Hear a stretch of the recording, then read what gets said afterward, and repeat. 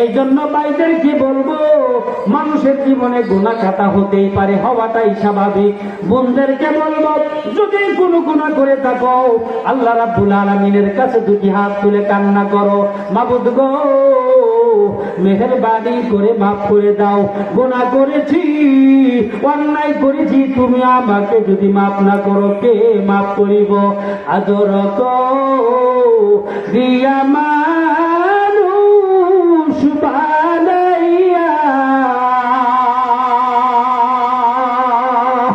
জাহান্নামে কেমনে দিবা ফালাইয়া, জাহান্নামে কেমনে দিবা ফালাইয়া, তোমার বান্দা জাহান্নামে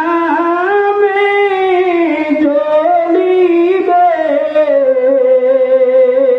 বলো মাওলা তোমার কেমন লাগিবে, বলো মাওলা তোমার কেমন লাগিবে।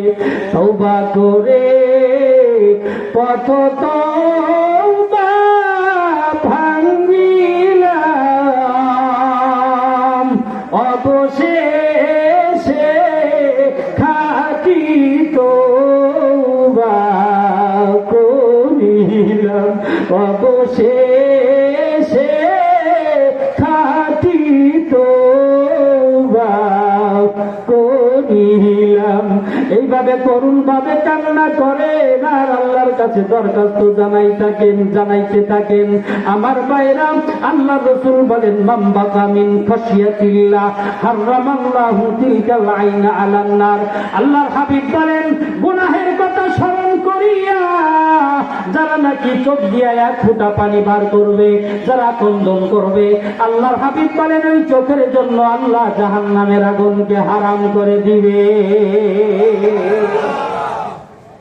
আল্লাহর ভয়ে, গুনার ভয়ে জাহান্নাম থেকে বাঁচার জন্য কেউ যদি মুনাজাতে কান্না করে, আল্লাহর হাবিব বলেন হারামাল্লাহু আলান নার, আল্লাহ ওই ব্যক্তির জন্য, আল্লাহ ওই ভাইয়ের জন্য, আল্লাহ ওই মায়ের উপরে জাহান্নামের আগুনকে হারাম করে দেয়।